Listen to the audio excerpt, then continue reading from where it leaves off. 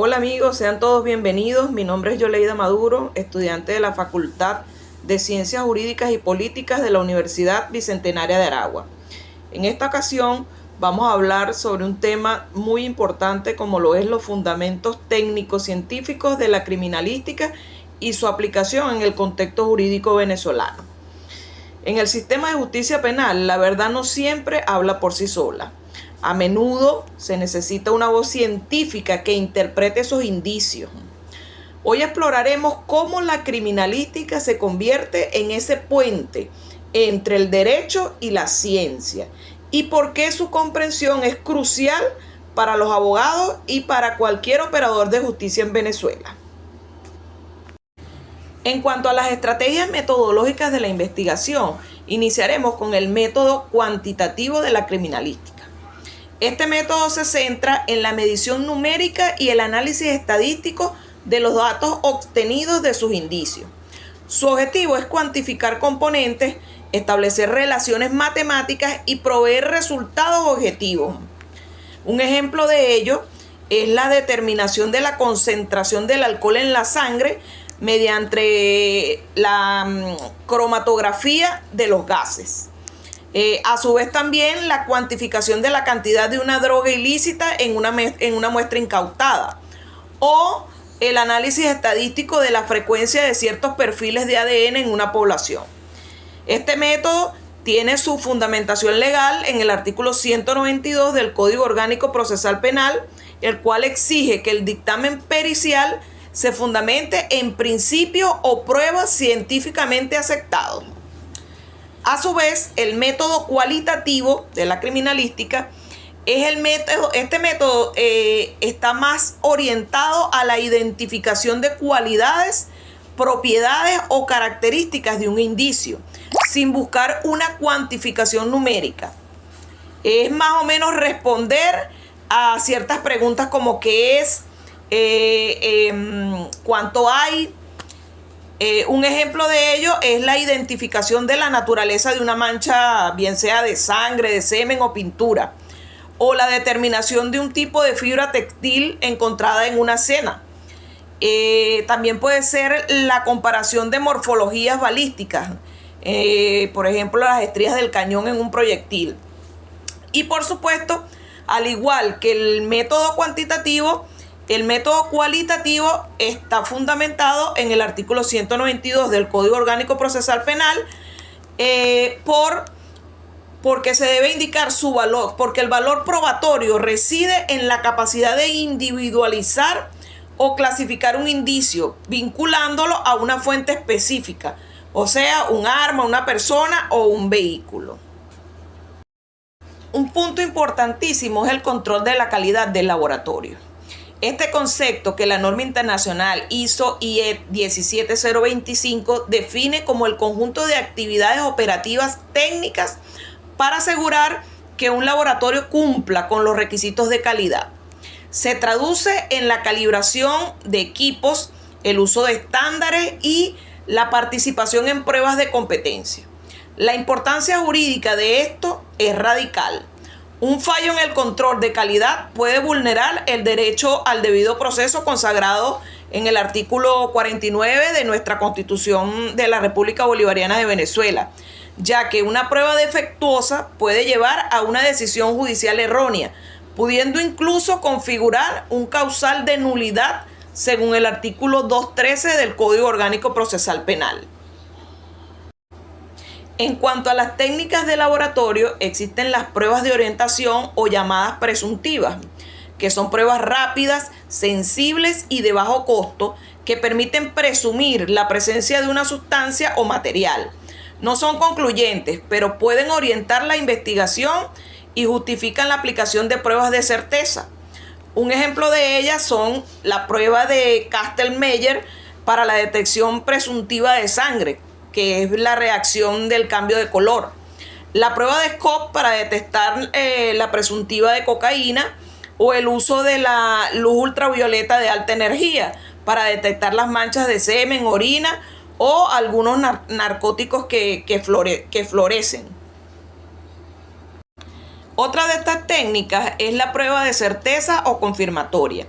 Son pruebas específicas altamente precisas y validadas que confirman de manera inequívoca la identidad de una sustancia o la individualización de un indicio.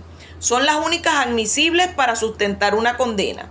Un ejemplo de ello viene siendo la cromatografía de gases acoplada a la espectrometría de masas, sus siglas GCMS, que son para identificar o para la identificación confirmatoria de drogas, explosivos o acelerantes de incendio.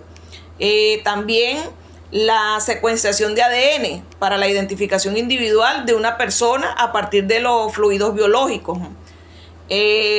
La microscopia electrónica de barrido con espectroscopia de rayos X, que es para el análisis elemental de partículas de Guxon en el análisis de trazas de disparo. ¿A qué llamamos falso negativo o falso positivo? En el caso del falso negativo ocurre cuando el análisis indica que un indicio no contiene lo que se busca, cuando en realidad sí lo contiene. Es un error que puede llevar a la absorción de un culpable. Un ejemplo, un test de drogas que da negativo en una muestra que sí contiene la sustancia, debido a una disolución excesiva o a un error en el reactivo. Un falso positivo ocurre cuando el análisis indica que un indicio sí contiene lo que se busca, cuando en realidad no lo contiene. Es un error gravísimo que puede llevar a la imputación o a la condena de un inocente. Un ejemplo de ello puede ser una prueba presuntiva para la sangre, como el luminol, que reacciona con un limpiador doméstico que contiene peroxidasa, dando un falso positivo que, si no es confirmado, puede inducir a un error grave. Aplicación de ciertas ciencias con la criminalística. En cuanto a la química, se aplica con la toxicología, identificación y cuantificación de tóxicos, drogas, alcohol en fluidos corporales, en los incendios y explosivos, analizando los residuos para identificar acelerantes y los tipos de explosivos, en la grafoscopia y la documentología, que analiza la tinta, los papeles para determinar la autenticidad o la adulteración de documentos.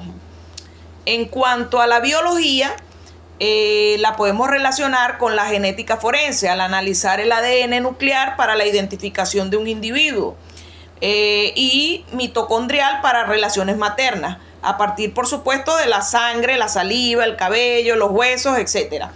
En la entomología forense también se utiliza por el estudio de los insectos en cadáveres para estimar la data de la muerte, o en la botánica forense para analizar el polen o las hojas o semillas para vincular un sospechoso con un lugar específico.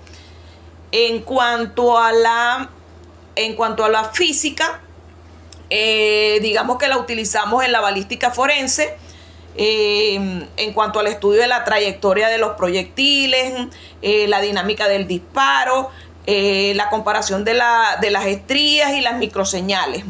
También la podemos utilizar en la física de las huellas dactilares, con el uso de las técnicas ópticas como el láser, el UV, y las técnicas físicas como los polvos magnéticos para revelar huellas latentes. También la podemos utilizar en la física con el análisis de las fracturas y deformaciones para determinar el mecanismo de un accidente o la fuerza utilizada en un hecho violento. En cuanto al análisis de las trazas de disparo, podemos decir que es el estudio de los residuos microscópicos que se producen cuando se dispara un arma de fuego. Estos residuos contienen partículas características de la cápsula iniciadora, con elementos como el antimonio, bario y plomo, y del mismo proyectil. La técnica confirmatoria por excelencia es la microscopia electrónica de barrido acoplada a un espectrómetro de energía dispersiva de rayos X. Permite la observación morfológica que nos permite visualizar partículas esféricas y fundidas, características de la condensación de vapores metálicos durante el disparo. También nos permite la composición elemental, que nos indica o nos permite confirmar la presencia simultánea de la SBBA y el PB en la triada característica. Su valor probatorio es muy alto. Su valor probatorio es muy alto para colocar a una persona en las proximidades del arma en el momento del disparo. Sin embargo, y esto hay que aclararlo, no prueba que esa persona haya disparado el arma. Bueno, amigos, para finalizar, debemos decir que en Venezuela enfrentamos una cruda realidad. Los laboratorios con equipos obsoletos, escasez de reactivos y peritos sobrecargados. Esto genera lentitud, resultados cuestionables y pone en riesgo el debido proceso. Como futuros abogados tenemos el deber de exigir transparencia en los métodos y controles de calidad. La criminalística no es un lujo, sino una necesidad. Comprenderlas nos permite pasar de ser receptores pasivos a interlocutores rigurosos. Fortalecer la sinergia entre el derecho y la ciencia forense es esencial para construir un sistema de justicia más confiable y garantista en Venezuela. La verdad material merece nada menos. Amigo, y por último, les dejo esta frase de Carneluti que dice: la prueba es el corazón del problema del juicio, del mismo modo que es el corazón del problema del pensamiento. Muchas gracias, no olviden suscribirse a mi canal, activar la campana de notificaciones y darle like a este video.